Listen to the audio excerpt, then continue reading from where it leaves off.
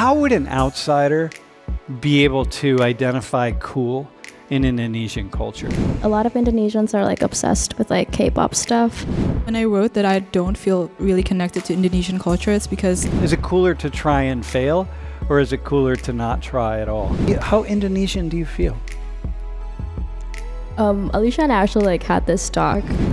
I mean, people here are friendly, but in a different way than people in Indonesia are. Like whenever like Indonesia is mentioned in a documentary or in a movie, or like a celebrity mention it briefly, like Indonesian people would be like, and the social media would be like so proud. They would be like, "Oh my God, Indonesia mentioned," and all of that stuff. And what are they proud about? Wait, what have you gotten from this? Do you have anything in particular that stands out?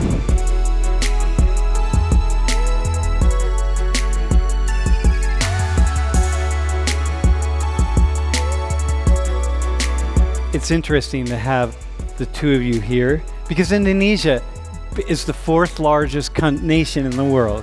Which is, do you talk about that in Indonesia? Hey, we're the fourth largest nation in the world. Yeah, we do. That's a big deal. Yeah. Right? And and also the nation with the largest population of Muslims by far, which is like, I don't remember, maybe 200 million or something like that. Are you both Muslim?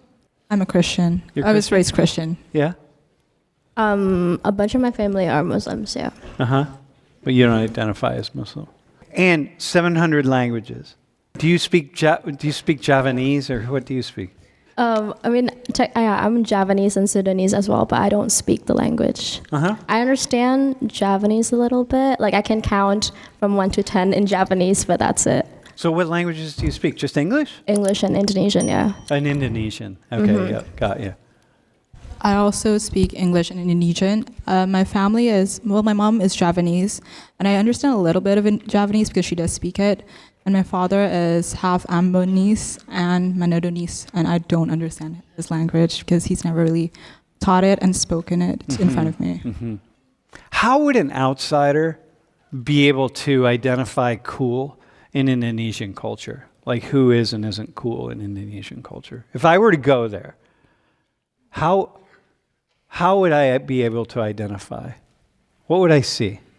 I don't know, but I guess this is just my assessment, but a lot of Indonesians are like obsessed with like K-pop stuff. So maybe if you're kind of dressed up like Korean style and stuff, maybe you're considered cool. Yeah, Korean cool. But maybe for those who are into the Western world more than if you dressed up more Westernized, then you are cool as well. Okay, so Western orientation is seen as cool. K-pop is cool. What else? That's what I thought of as well. Maybe because we're from the city that we see a lot of people that we see are more connected to the Western culture through social media and all of that stuff. They're very heavily influenced by it. So that's why we see these things, these Western culture as cool. So there's a lens of Western culture that's really important in Indonesia for what is and isn't cool. How does that? Okay, say more about that. Like, are you both from around Jakarta? Are you both from? Yeah, we're from the same suburb as well. Yeah. Yeah. Did you know each other before you came? No. Oh, that's wild. Okay, so what else? What else do you see? What else is cool? What else would we see? I think also I feel like a bunch of like Indonesians are trying to delve into the Indo culture more. So there's like this movement called like Berkain. Yeah, right? So like a bunch of Indos are trying to dress up more like Indo with like the batik, what's it? Our traditional fabric is called batik. Yeah, trying to incorporate batik fabric into like day-to-day like outfit. So that's a big thing. Yeah, they're trying to make it cool. Yeah, make it cool for other Indonesians or for other people in the world? For the younger generation to tap into the culture more. Yeah. Maybe you can get Koreans to start dressing like that, you know? Yeah. Like you do the K-pop thing, they do the I-pop. Yeah. So many islands, so many volcanoes, so many everything, right? And so many languages, and yet there's this movement toward this sort of emphasis toward global orientation, how do both of you experience that, by the way, just yourselves? The global orientation. Because you both wrote that you're not fully connected to Indonesian culture, but... When I wrote that I don't feel really connected to Indonesian culture, it's because I grew up mainly watching like Nickelodeon, Disney Channel, and all of that stuff, and I grew up with what we call Western culture. So that's what I consumed from it since I was young, and I feel more connected to these products of culture than the ones that are in Indonesia. Well, how did you make that decision, or who made that decision for you? Like, how were you watching Disney stuff as this little girl in Indonesia? You know what I mean? On the other side of the world, and you're watching Disney. How did it come to that? Like, what? I mean, I think in the city, a lot of people watch it, right? They have access to cable and all of that stuff. So I think in the city, they are much more... there's a lot of people like me, like us, who feel more connected to these Western media and all of those stuff. What was it about Western that really drew your attention?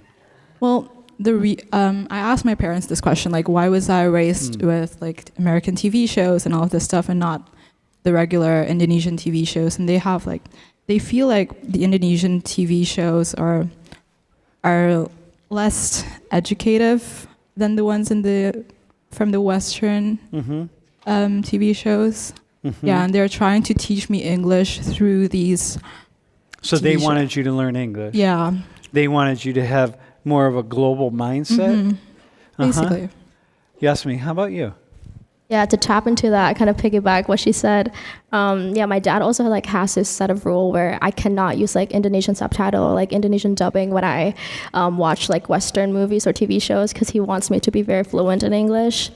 And I also went to an international school growing up, so like even though like I live in Indo, like I spend from like 7:15 until like 4 p.m. at school with these kids.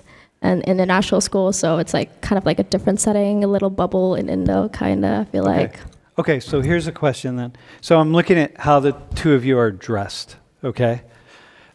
Who in Indonesia, Yasmin, right? Who in Indonesia, would you be considered like, I don't know, this is like a cool, for your age group, right? Is this the style? Maybe, but I feel like kids in Jakarta also dress up like this. Yeah, so I guess so. There's like this like kind of stereotype, like the South Jakarta like girl stereotype, like the uniform was like they all wear like crop tops and jeans. So everyone kind of dresses like this in Jakarta too. So it is this universal style. So there's some kind of a universal cool that you're tapping into, that different people are tapping into all around the world. How about like so the crop top and jeans, are people mimicking Korean? Like K-pop stars and actors and stuff? I think that's more to Western. I think Korean, they're like, I don't know actually. I don't really like K-pop, so I don't really understand. But I do notice like if you like shop at like like Shopee, that's like Indonesia's like Amazon or something. No, it's not from Indonesia actually, but like, yeah, it's also like an e-commerce. It's an e-commerce. Yeah. It's always like Korean style blouse, Korean style skirt. It's always like that. How about someone from a rural area in Indonesia who's not from the city? Is it possible for someone to be cool? Some of them are starting to kind of dress up the way the people from the big cities are too. But do you know, do they fit or not fit? Like, do you know when they fit or don't fit? When they do it right? Yeah. Yeah? Yeah. Sometimes you can tell. Yeah. Sometimes it's like, okay, that's not cool. Is it cool to try and fail? Is it cooler to try and fail, or is it cooler to not try at all? I think it's cooler to be yourself. You don't have to fit into the set of standard that society upholds. Okay, then for the two of you, like would you say that this Western-oriented person that you are, which is partly what brings you here to Penn State, right? Like you're not the person who's not. I mean, you have classmates who are not really oriented to the West in a way. So they're not here studying at a place like Penn State. You said it's just be yourself. But like, what's yourself? Because you're these two young Indonesian girls. I'm talking about going back in time. And you're like trying to find your way. But your way is to look into this global media conglomerate and find, like Disney and other people find K-pop stuff. And so like, how do you in what ways are you both yourselves as Indonesian women? Maybe like, I don't know, maybe some people want to be perceived as cool amongst their friends or like society, and they try to change the way they dress and stuff. And that is uncool in my opinion. I mean, if you feel more connected to like dressing up more Indo, that's completely fine. It doesn't make you less cool if you don't dress up like more westernized, if that makes sense. Wait, when you say Indo, what do you mean like in traditional Indonesian? Maybe like berkain stuff. Like if you want to dress up more with like Indo fabrics and stuff, that's cool. It doesn't make you any less cool if you don't dress up like westernized way. So it sounds to me as though there are multiple layers of coolness. The individual and the culture, right, are somehow finding this space. So what I'm hearing you say is there are multiple ways to be cool in Indonesian culture. How Indonesian do you feel? Alicia and I actually like had this talk. We actually kind of feel more connected now that we're not in Indo, because like we notice that like we're different than others. Yeah. And yeah, that makes me feel more connected to the culture. So you feel more. You just say Indo, so I can leave off the Asia, right? Indonesia. So, yeah. No, but Indo. I want to be hip, right? I want to be hip to the Indonesians, right? So, okay. So, being outside of Indo, you can look back on it and say like, wait, hang on a second. There aren't a lot of Indo people here at Penn State at all. So there's that connection that what do you see about yourselves now that you didn't see when you left? More about like Indonesian people in general. I feel like a lot of us are people pleasers. We are like overly kind, overly friendly. And I mean, people here are friendly, but in a different way than people in Indonesia are. Yeah. So you notice that? I noticed that. Yeah, I think people here are more individualistic. I really notice that. And so for yourselves, though, because you have an orientation to the West, really, do people in Indo people think that you're more individualistic because you have a Western orientation? No. That's not part of the conversation? No. Yeah, it's not part in a lot of places either. I just wondered if that... Okay, so more individualistic, huh? Something we also notice is how a lot of Indonesians feel like super proud whenever Indonesia is mentioned. Yeah. Yeah, so like whenever like Indonesia is mentioned in a documentary or in a movie, or like a celebrity mention it briefly, like Indonesian people would be like, and the social media would be like so proud. They would be like, "Oh my God, Indonesia mentioned," and all of that stuff. And what are they proud about? It's because it's mentioned. Because it's it's like people want to be acknowledged. We want to be acknowledged so badly. You're the fourth largest nation in the world. Yeah, but for some reason people don't know our country at all. How many? Okay, in the classroom, right? How many people? If I said, "Hey, you got to come. I'm going to give you a microphone. Come up here, and you have to say what you know about Indonesia. Not if you're, and you have to say what you know about Indonesia, and you can't say anything that they've already said, that we've already said. How many could speak for 60 seconds? Nobody? One person. D. Is that it? Wow, man. To be fair, he's Indonesian. You can't raise your hand. Yeah, all right. Yeah. Okay, 3 people. 1 is Indonesian. Okay, so this is really interesting, right? Because you're in this space, Indonesians in this space, where folks like yourself who have this sort of outward focus, okay? You're connected, but you just grew up with an outward focus. And so you have this orientation to the rest of the world, which I kind of had as well when I was your age, very much. And it's only when you leave that world, leave home, that you can look back on your life and say like, oh my God, this is I have a cool country, or all sorts of stuff, right? We love Indo food. It's great. The Indonesian food is awesome. The beaches are great. Yeah. I feel like every time I have to say that I'm from Indo, it's like, do you know Bali? And they're like, oh yeah, I know Bali. I'll be like, Bali is in Indonesia, actually. Yeah. Everybody who knows about Bali wants to go to Bali. Yeah. Wait, what have you gotten from this? Do you have anything in particular that stands out? It's like they're interested in K-pop. They care about the eyes of the Western world. Mm-hmm. It's cooler to be yourself, and like, yeah.